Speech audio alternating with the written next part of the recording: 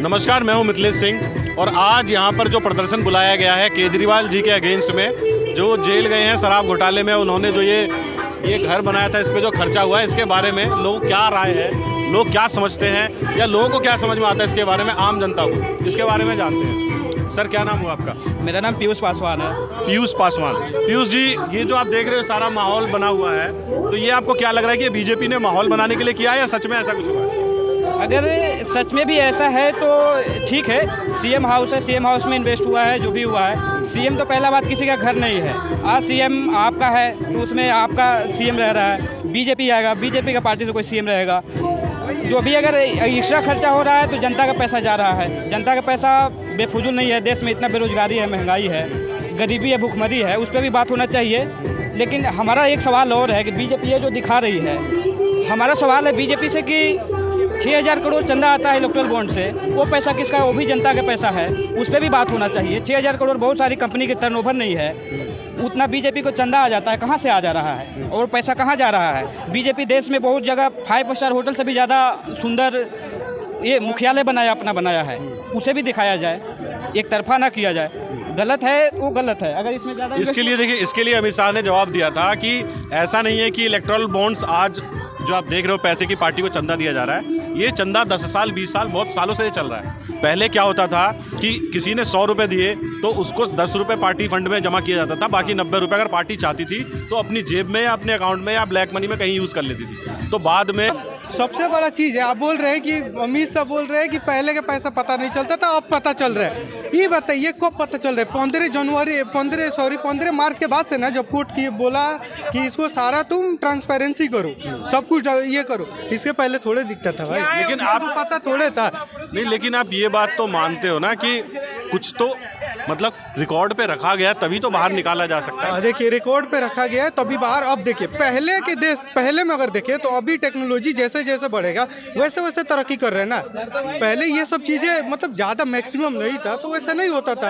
अभी आया, उसके बाद अगर ईमानदारी होता अंदर तो ये भी तो होता ना कि जो इलेक्टोरल बॉन्ड होता है उसमें नाम लिखो, नाम नहीं होता है, सिर्फ पैसा होगा और उसको दो, ले जाके बैंक में दे दो और वो कंपनी ले जाके अपना जो भी पार्टी है उसको भजा लेगा पैसा। तो जब ईमानदारी है तो नाम लिखो ना। इस कंपनी ने मेरा नाम अगर है तो मेरा नाम दिए, हम दिए हैं इतना पैसा, क्यों नहीं है वैसा क्यों नहीं था?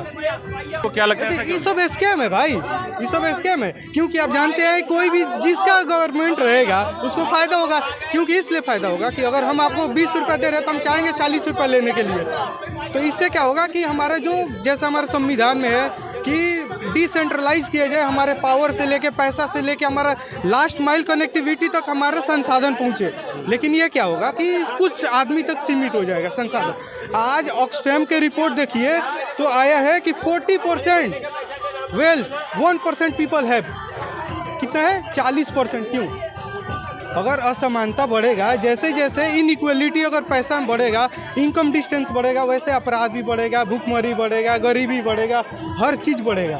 ठीक है, तो ये इसको समानता करना। एक साइड बोल रहा है कि गरीबी दूर करना है, गरीबी दूर करना है, जीडीपी बढ़ रहा है इतना के ग्रोथ से। एक बात बताओ, जब जीडीपी बढ़ रहा है किसके लिए बढ़ रहा है? देश के आम आदमी के लिए ना, हमारे लिए ना।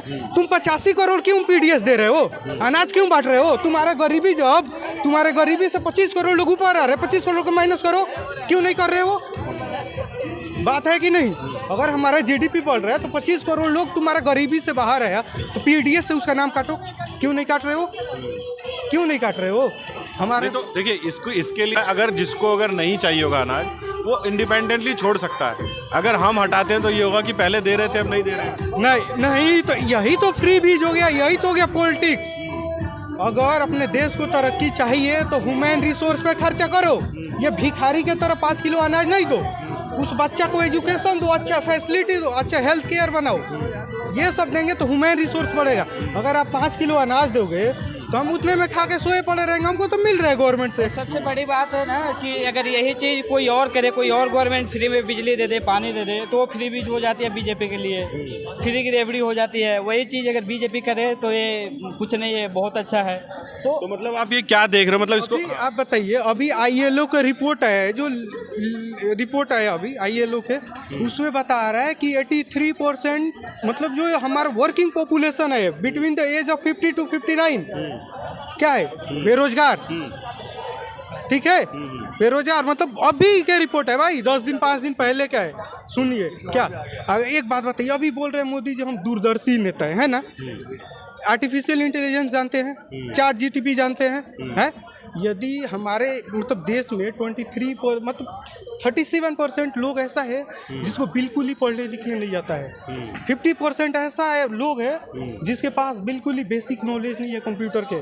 75% लोग ऐसा है जिसको बिल्कुल ही विथ अटैचमेंट ईमेल भेजने के लिए नहीं आता है भाई। अब बताइए, एआई जैसे टूल्स आ रहे हैं, टेक्नोलॉजी आ रहा है, अगर देश के युवा को उसमें शिक्षित नहीं करेंगे, दूसरा देश तरक्की कर जाएगा, फिर से हम तो माइनस में चल जाएंगे, फिर से हम पीछे जा रहे हैं। तो ये सब चीज पे ध्यान देना चाहिए। क्लाइमेट चेंज के बारे में नहीं फैला रहे हो, ये सब कुल मिला के सर कंक्लूड करना चाहेंगे कि अभी जो भी गवर्नमेंट है, अभी दुनिया के सबसे ज़्यादा पॉपुलेशन इंडिया में है और यूथ यहाँ पे सबसे ज़्यादा है, तो कहीं ना कहीं बेरोजगारी पे बात होना चाहिए, महंगाई पे बात होना चाहिए। बेरोजगारी इतनी है और इस पे बात नहीं होती है, बस जहाँ भी देखो धर्म सांप्रदायिकतावाद, ऐसा नहीं होना चाहिए देश में, कभी नहीं होना चाहिए। बेरोजगारी है उस पर भी बात होनी चाहिए। आज जो ग्रेजुएट है, मैं खुद ग्रेजुएट हूँ, इंजीनियर हूँ, जॉब की किल्लत इतनी है कि जॉब नहीं मिल रही है। अब लोग बोलेंगे कि टैलेंट की कमी, ऐसा नहीं, टैलेंट सब में है, जॉब है कहाँ, वैकेंसी आ कहाँ रही है, वैकेंसी पे बात हो कहाँ रही है।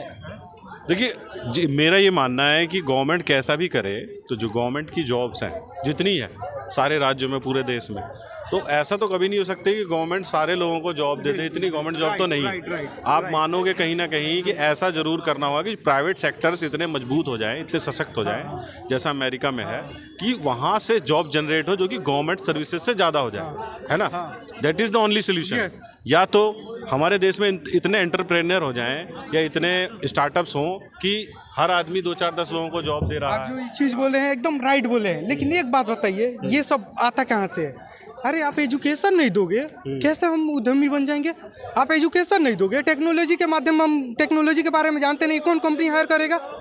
एजुकेशन बनाओ ना वैसे भाई। तुम पढ़ा रहे हो किताब, तुम पढ़ा रहे हो कुर्सी के बैठ के और पैर पे पैर चढ़ा के। एजुकेशन में कुछ मतलब चेंजिंग होना चाहिए। अगर तुम मुझे बताओगे कि टेक्नोलॉजी कंप्यूटर के बारे में बताओगे, जैसे एआई आर्टिफिशियल इंटेलिजेंस के बारे में बताओगे, ये सब तब न जाके हमको किसी कंपनी कोई हमको हायर करेगा। हमको तो परंपरा के अनुसार पढ़ा रहे हो, किताब ग्रेजुएशन की है, उसका नो वैल्यू, कोई वैल्यू है क्या? है आज साइंस से ग्रेजुएशन कोई कर रहा है, मान लीजिए मतलब सिविल से कोई इंजीनियर बना, उसको पैसा मिलते ही कहीं और शिफ्ट हो जा रहा है, क्यों हो रहा है? तो उसका जवाब आप बताइए ना। तो वही तो बता रहे, हाँ वही तो आप मतलब इसके लिए क्या करना चाहिए? एजुकेशन में बदलाव करने की आप बात करें। हाँ, बिल्कुल तो क्या बदलाव? यस, देखिए जो पढ़ाई है हमारा, पढ़ाई बिल्कुल ही बिजनेस के उन्मुख होना चाहिए। मतलब साथ में जो पढ़ाई चल रहा है उसके पैरेलल हमारा बिजनेस को भी टारगेट रखना चाहिए। हमारे 6 क्लास से बच्चे को नीचे का उसको छोड़ दो, उसके ऊपर के बच्चों को इतना सिखाना चाहिए कि अगर एक जैसे हर सब्जेक्ट होता है, उससे बिजनेस का एक सब्जेक्ट नहीं हो सकता है। बिजनेस का एक नहीं, बिजनेस के तो सारे सब्जेक्ट होने चाहिए। बच्चे को जिसमें रुचि है वो सब्जेक्ट हमारा। अच्छा, पूरे देश में अगर दुनिया में देखें 96% साउथ कोरिया अपने बच्चों के स्किल डेवलपमेंट पे खर्चा करता है। मतलब उसका 96% स्टूडेंट जो है स्किल डेवलप होता है। 56% अमेरिका का होता है। हमारा कितना है भाई?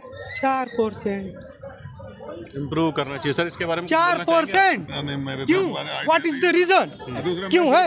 मैं सिर्फ इतना ही कहूँगा, बताइए ना।